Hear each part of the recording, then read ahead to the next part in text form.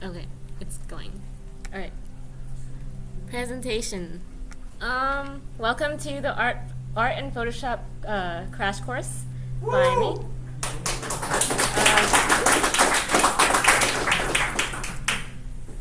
Okay.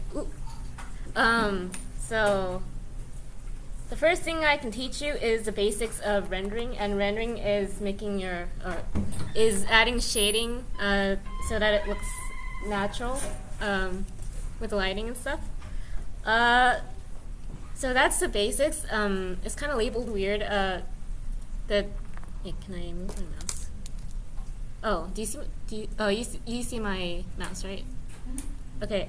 This part is the highlight. Well, first, let's divide this into a simpler way. We can divide it into light and dark, and the light part is where the light touches the object, obviously, and the shadow is where light doesn't reach. There's a highlight in the center, or not always in the center, but there's a highlight that where on shiny objects the light hits and it directly reflects and you see a bright spot. And around the highlight there's a halftone, or I don't like how this is phrased. But yeah, and in the shadow there is the core shadow, which is where no light, it's usually the darkest part of the object. And in the shadow, it's not entirely dark. There's a reflected light, which is where light bounces off whatever other surface, like the ground, and then hits the bottom of the object where it's in shadow, and that's where you can see where it's light, where it's slightly lighter inside the shadow, and there's the cast shadow here. And here are some basic shapes, some basic geometric shapes, I think. And this is how they usually look. For cubes, this part is the lightest because that's where light hits it the most. This part is the second lightest because that's the second lightest. Sorry. And this part is the darkest because that's where light is obstructed. And these are usually how it looks like when light hits, when light comes from like this direction. So you have like a core shadow here, you have a core shadow here, you have a core shadow here, and can't really tell where the core shadow is. Like it's right around here, but do you see where the core shadows are, everyone? And you see all the reflected light that's bouncing off the ground? You see it here?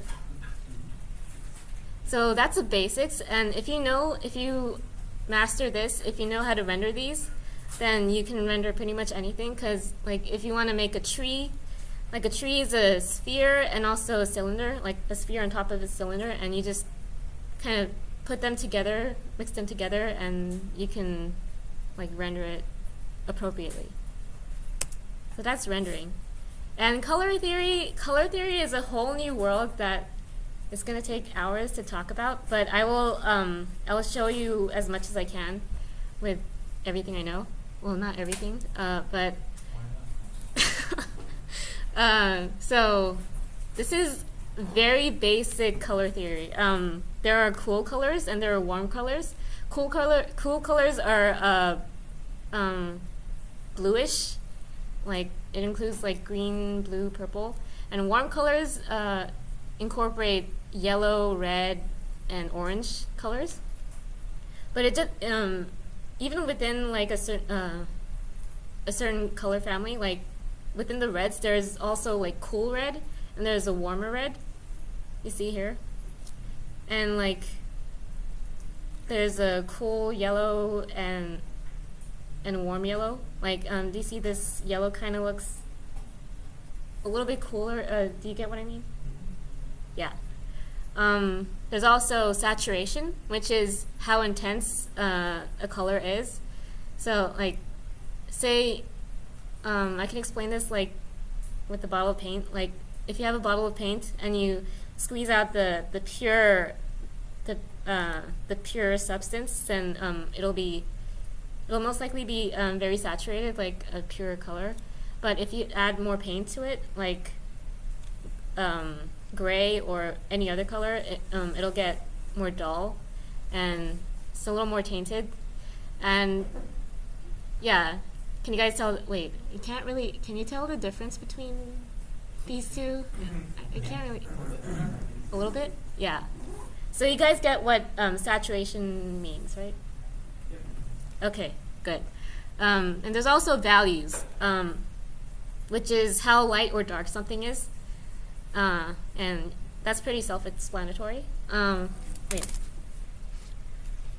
Also, color is very important because it affects the mood of whatever you're drawing, and it affects like what you're feeling. And normally you don't want to put too much saturation like everywhere, because that gives the viewer no space to rest their eyes. Like if you have like a neon pink, just neon pink and neon green like on the screen, it's going to hurt their eyes. So they need something duller to rest their eyes. And also, there are color schemes that are very common. One very common color, or I need to explain what a color scheme is. In a piece of art, they're going to have like a system of colors that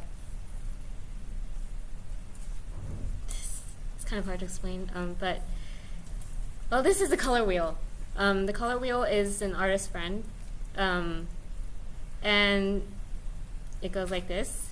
And there are complementary color schemes, which is a system in which you have colors on the opposite end of the color wheel, like red and green, and blue and purple, blue and orange, and purple and yellow.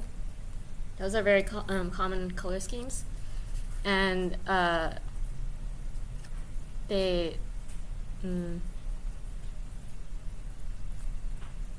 and I wish I had examples up here to show you, but you can use you can use green and red in the painting, but it's best to not use them both equally in the painting. It's best to use one predominantly and then use the complements sparingly, so that like in the sea of red, say you're using red, if you're going to use a lot of red and you put a little bit of green somewhere, that green is going to stand out. And also, there's also a monochromatic color scheme, which is using just one color and giving it all the value you can. And also there's an analogous color scheme, which is using adjacent colors on the color wheel. And there are certain color schemes that do certain things. I could tell you a little bit about them. The monochromatic color scheme, it's, I really wish I had examples to show you, but in photos or paintings where there is just one color, it's usually very atmospheric. Like you have like a very blue painting, it'll give you the atmosphere of like sadness or whichever you choose. And the analogous color scheme, if you use like these colors, I sent you a picture of the monochromatic. Okay. Wait. If you can like bring it up on that, I can like send you the pictures for all of these. Wait, is it?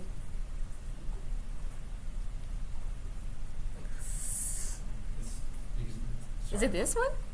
Yes, the variation of value, right? I mean, I have it up here. Oh. That's the only one you have up there, my bad. God damn it. Trying to be helpful and I'm not. Thank you, Peter. This is going to be recorded. Yeah. Yeah, it is. If this is the most watched one, It's okay. okay, good. Yeah, and there are videos you can look up on what different color schemes do. But actually, I can show you something. Let's try.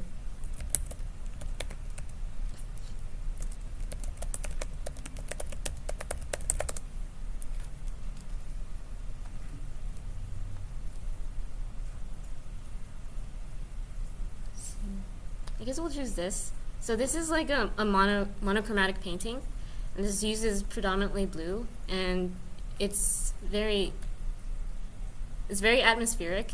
It gives a quality of what would you say it gives you? What would you say that you feel like when you see this? What emotion? Like eeriness. Eeriness. Oh, that's not. Yeah. Van Gogh. Okay. Yeah, that could be.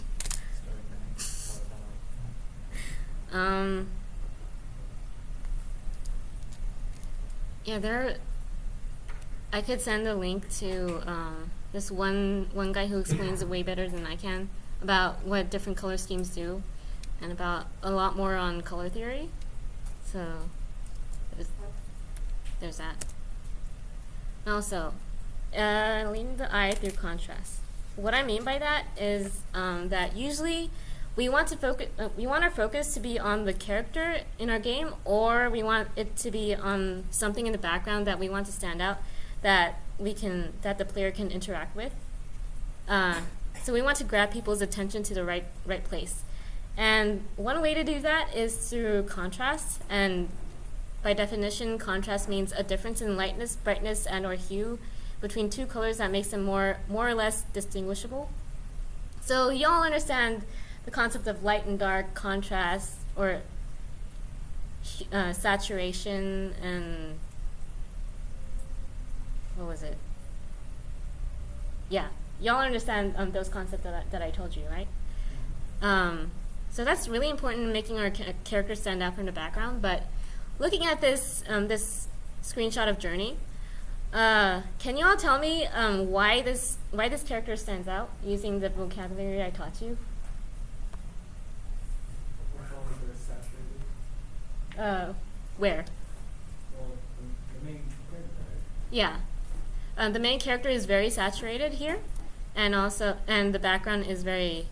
He's in the foreground. Yeah, the background is very dull. Can you tell me how else the character stands out? Yeah. It's like a distinct kind of triangle shape in the center. Yeah, like a difference in shape can also make it stand out, like a contrast. And this person is like has a strong geometric shape, and the background has like very curvy, soft shapes. And yeah, Daniel? Because the red and the green are opposite colors? Yeah, exactly. Red and green are complementary colors. So, well, I forgot to mention that complementary colors, like when you put them together, they really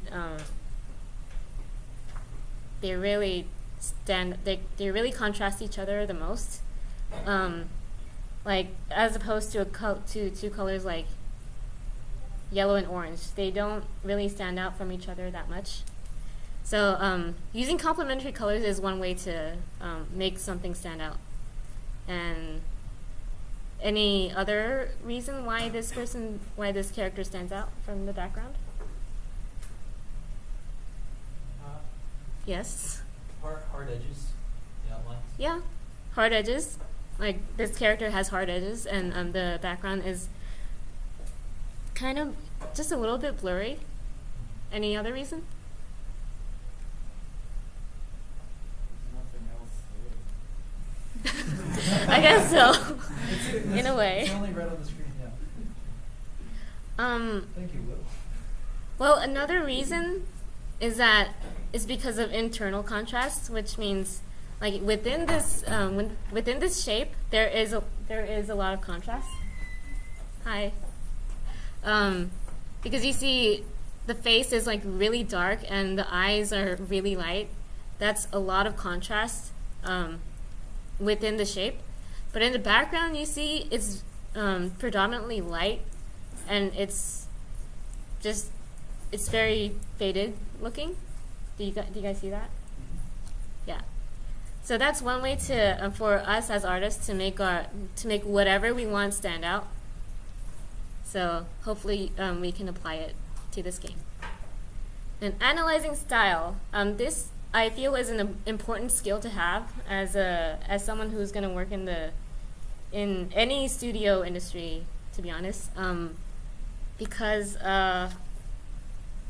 it's important to know, because if you're working under a director, then you're probably going to have to follow a certain style, and a director will probably give you a style guide, or they will tell you to follow certain influences, and it's up to you to know how you can reproduce a certain style.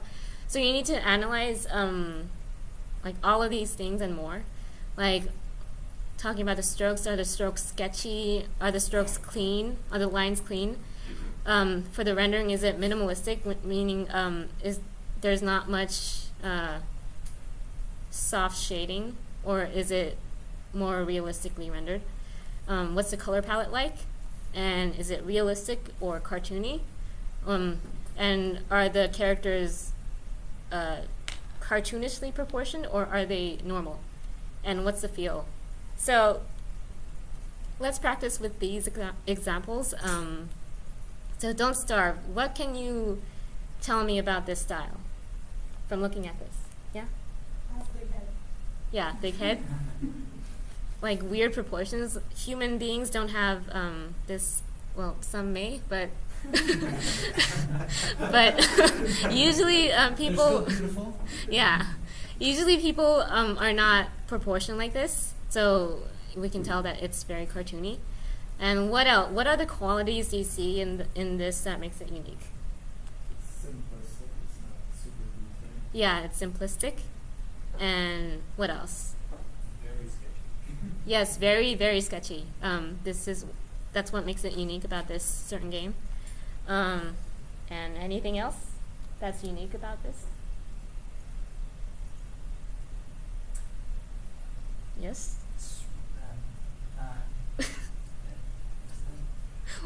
Okay, very low use of bright colors. Everything very dull. Yeah. Usually want to go black and white, monochromatic, and then we have dash of pink. It's the best.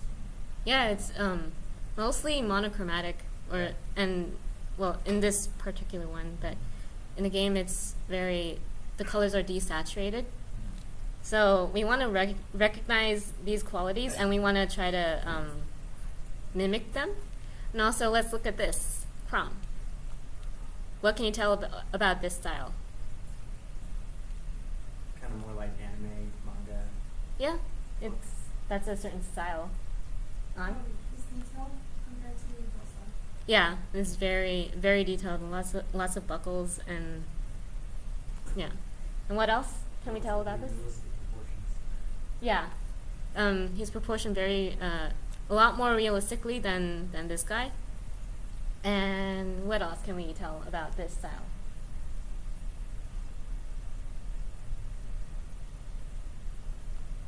Look at the lines, the colors, the rendering. What can you tell?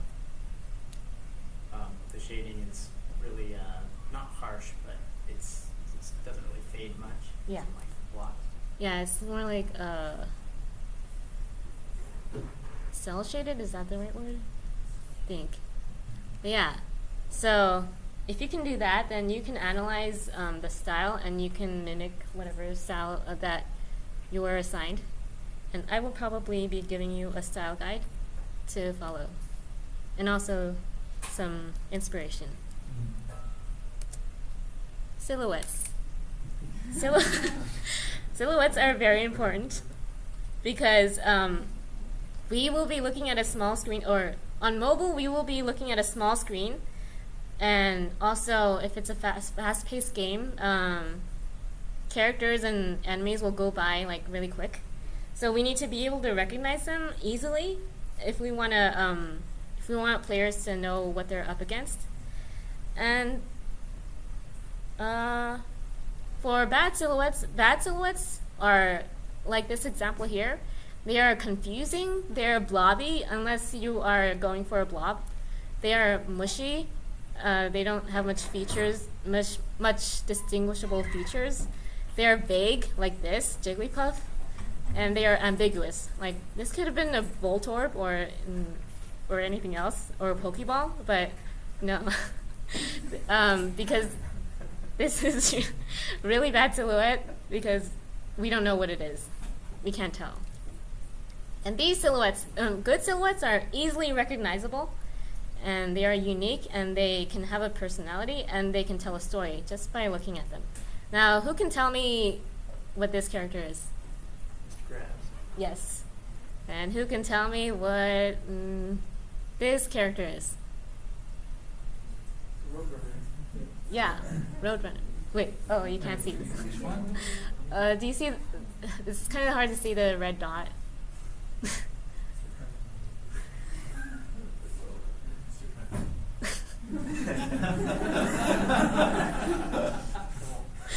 Okay. I just can't see the red dot. Maybe you could say it like bottom right corner. Okay. How about the top left corner? Who is that? Yes. And Stop.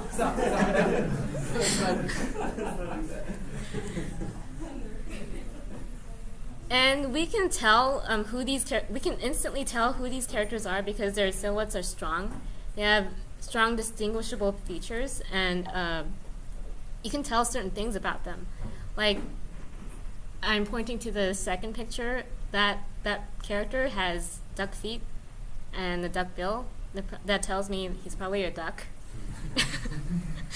and and yeah.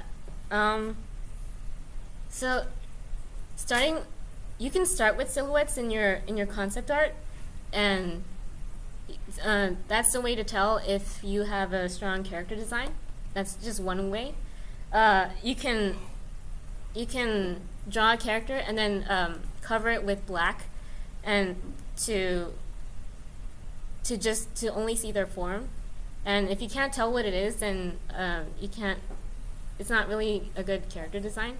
But if you can tell what they're doing and what their personality, then that's how you can tell that it's good character design.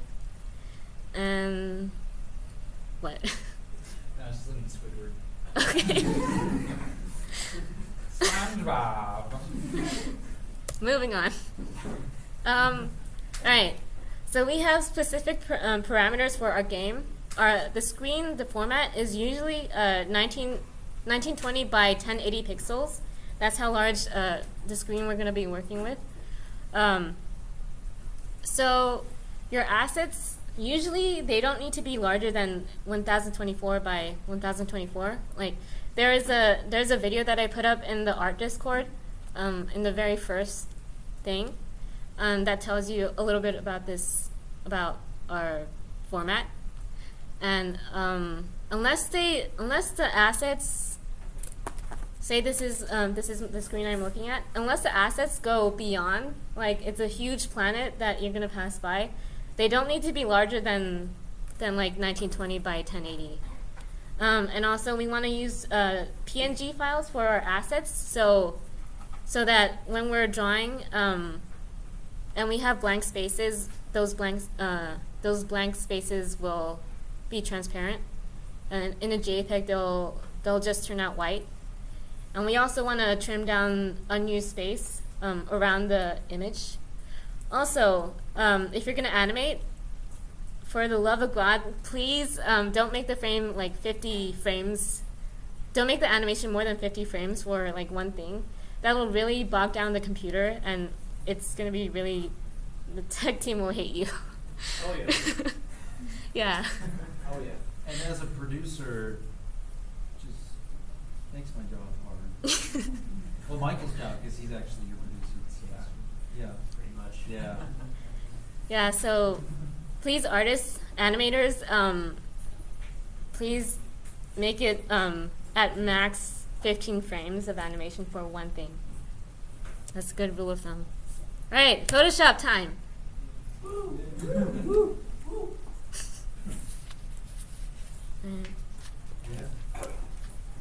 Oop. Photoshop basics. Let's start with a new file. Let's make it, what was it? Was 1920 by 1080. Let's start with that. Ooh, sorry. 1920. 1080. Okay. Layers. Layers are important because let's say you have like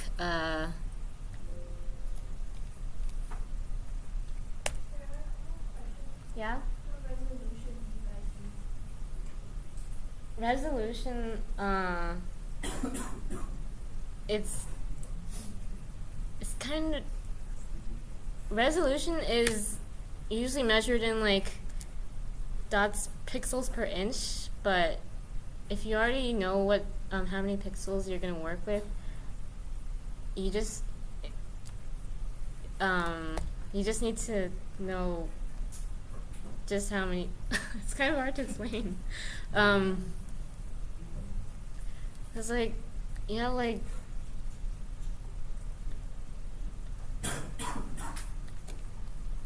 like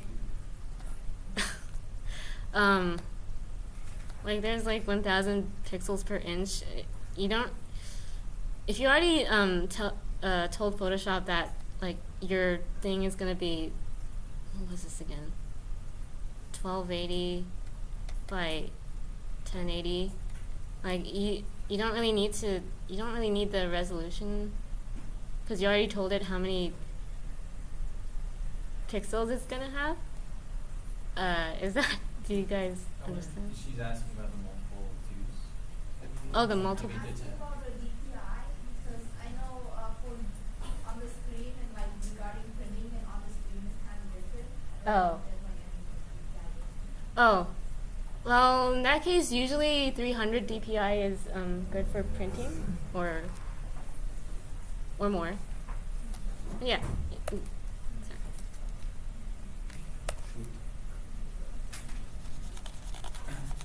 Okay, layers. Say you want to make a happy face, and you draw a smile. But later you want to change it, you're gonna have to like go paint over it and then redraw it if you want to make it a frowny face. But you can avoid that by making a new layer. So that way you can draw on top of this without disturbing the other layer. Do you get what I mean? That's one way to do it. No. Sorry. So layers are very important to keep in mind. They're very useful. And also, say you want to draw a candy cane. Wait, let me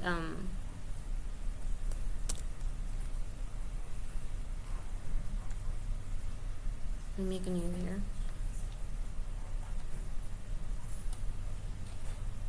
Say you want to draw a candy cane and you want to draw the stripes, and you want to draw within this shape, but it's kind of hard to. So if you want to draw within the shape, you can there's one way to do it, which is turning on transparency lock. Do you see the button I just pressed. With the transparency lock, if you have it on, you can color within the shape without going over what you didn't draw. There's that. And there's also clipping mask. So you make a new layer and you create clipping mask. And if when a clipping mask layer is above another layer, that means whatever you draw will not go beyond what you have in this bottom layer. So you can still draw the candy cane like that. It's pretty simple, right? And brushes. Okay, there are different brush settings that I want to go over.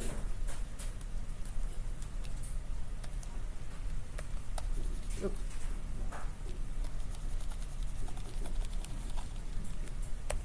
So this is a basic round brush. Like no, it just paints that circle wherever you go. But there's also some settings you can press. This is opacity. If you press this button, wait, can you see it? When you paint, depending on how hard you press on your tablet, it can be transparent to not transparent. You see? There's also, I think this is flow. So depending on how hard you press the tablet, it can go from thick to thin in one stroke. And usually when we're finishing our strokes, we want to start thin, go thick, and then end thin again. If we want to make, like, we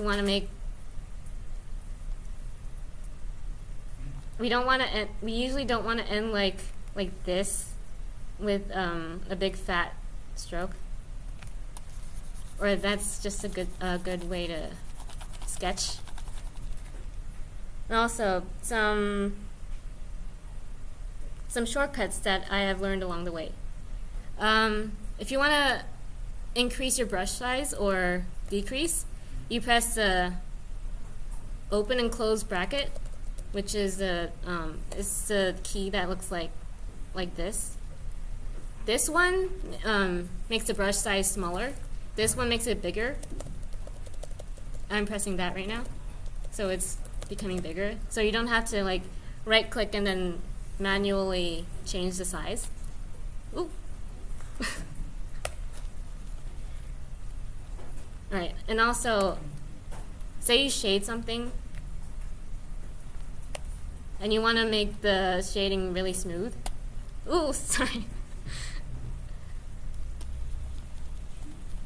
Say you have it shaded like this. And you want to make this transition smoother. You want it, how I do it is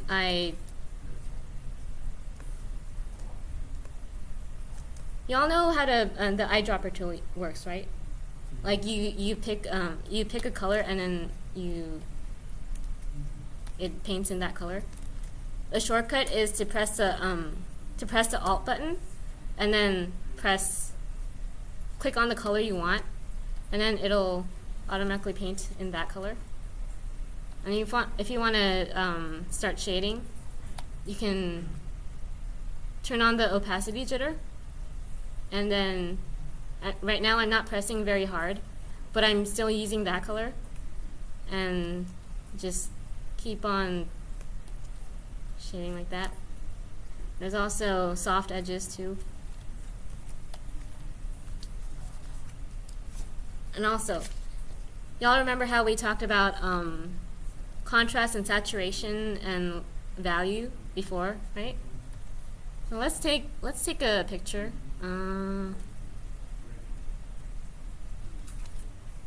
see. Picture of a tree, I guess.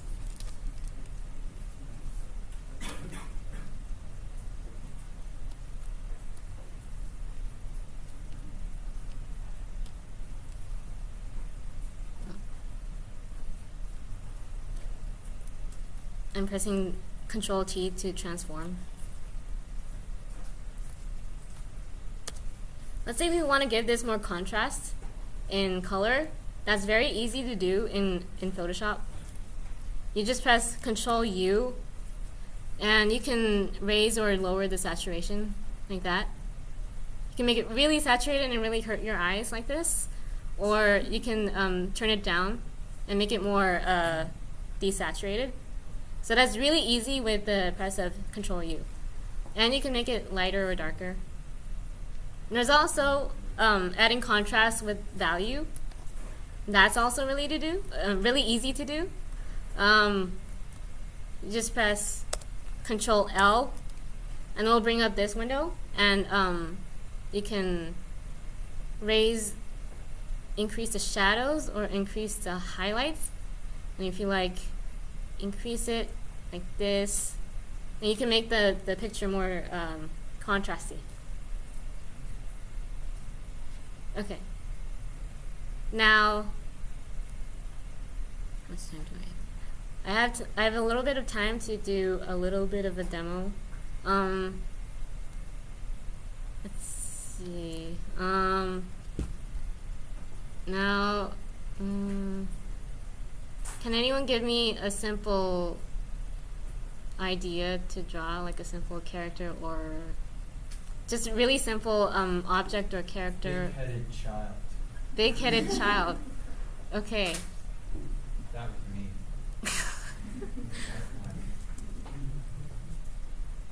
Okay.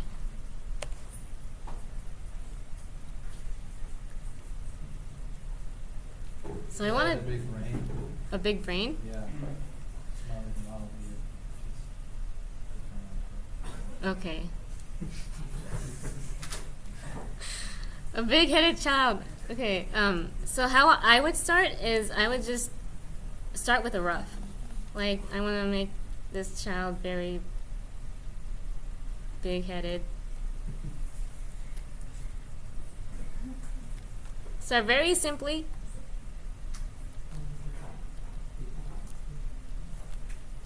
Very rough. It can be just feel the energy, feel the gesture. Be fast about it, or try to be fast about it, or at your own pace if you must.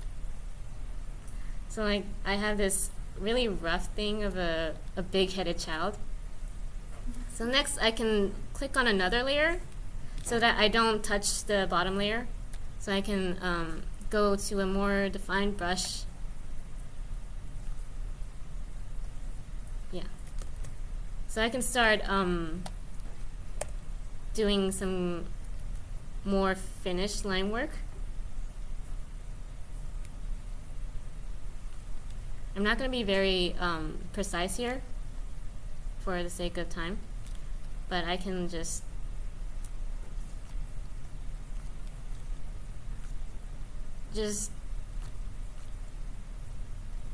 start thinking about the stroke, the thickness of your strokes. And you're going to be a lot better than this when you do it. Like, think about ending in like sharper points if it calls for that, if the style calls for that.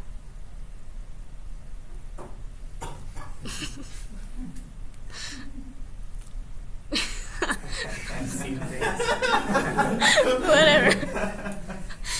So like, I just made a really disturbed looking boy. So yeah, he looks very demented.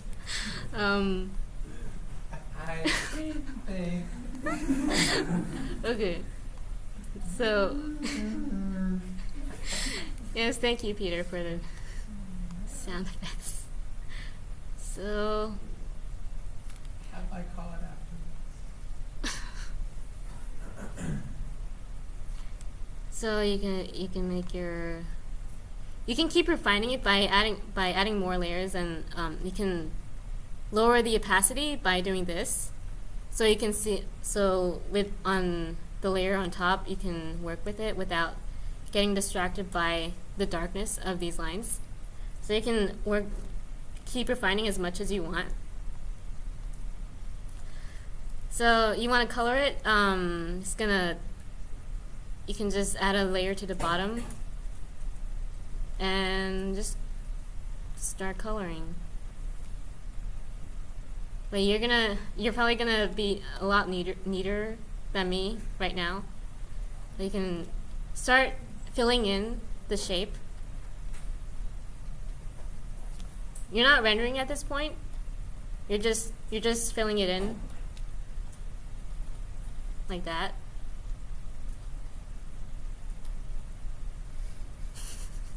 What? The demented gingerbread child.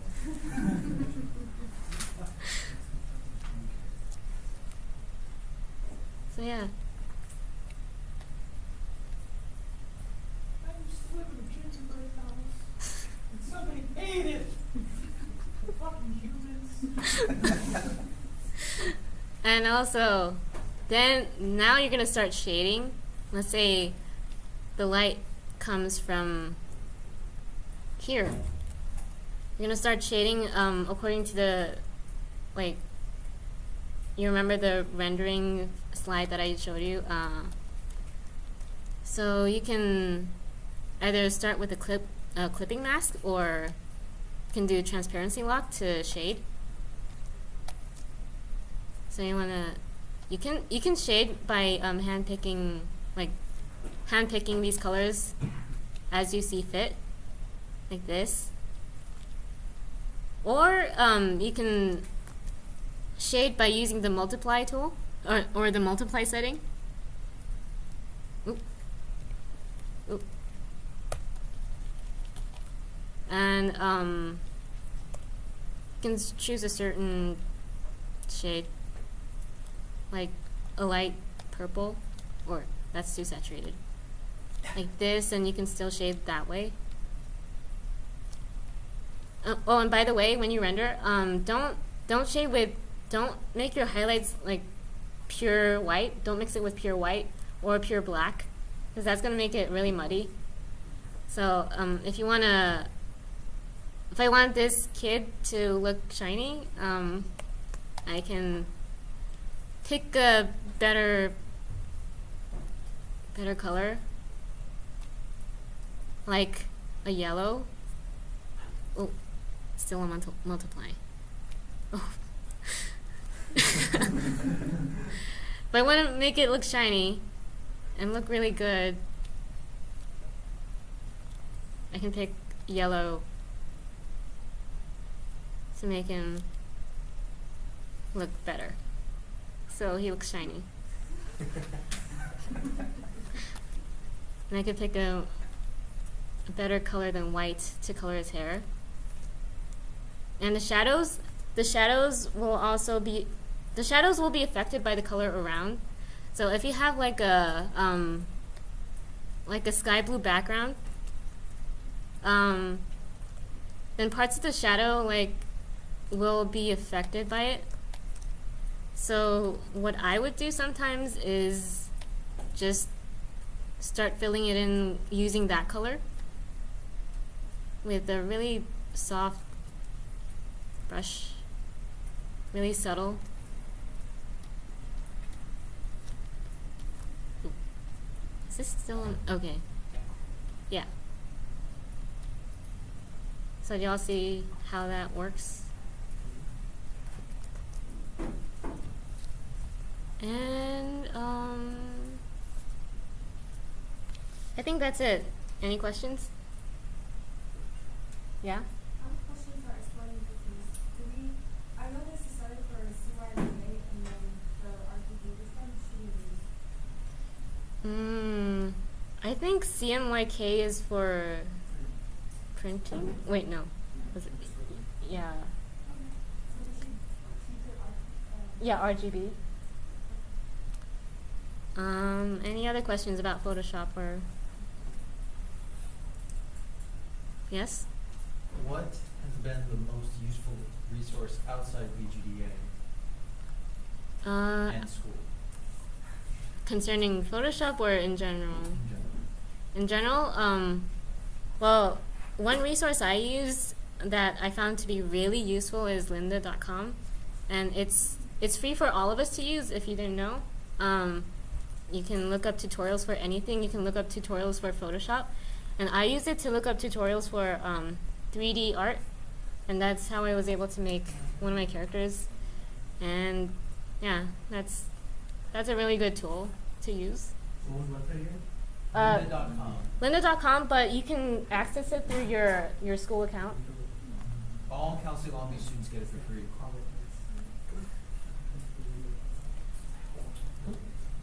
So you can definitely learn Photoshop here through Lynda. Any other questions? So it may have already been discussed, and I know people are talking about it in Discord, but what's the best way to get Photoshop? Legally, of course. This is recorded. Yeah, well, you know, create a cloud. Yeah, you can pay a subscription, or you can get it from your friend. Yeah. I have a Photoshop portable shirt. Okay. Which I can go. Any other art questions? Any other art questions? That's it?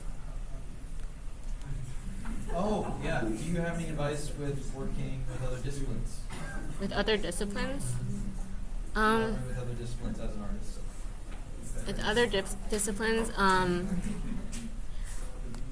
well, there's gameplay, and you want to study up on what their design is, and you want to draw accordingly to what they want. And also narrative, like Cho said, like you're illustrating what they want, what they describe in their narrative, and just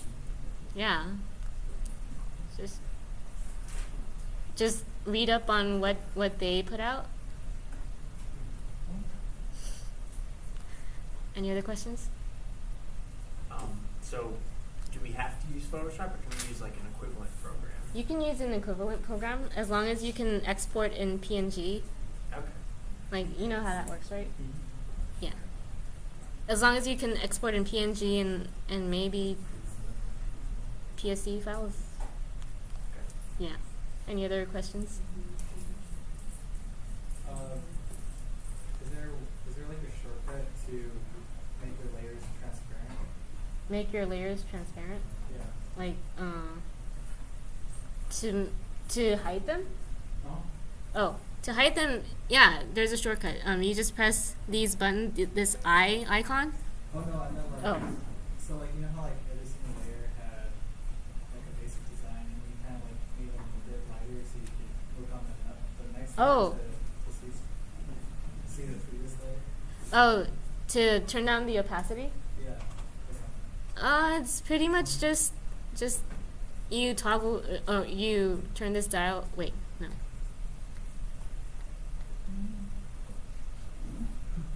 You just turn this dial where it says opacity, make sure you're on the correct layer.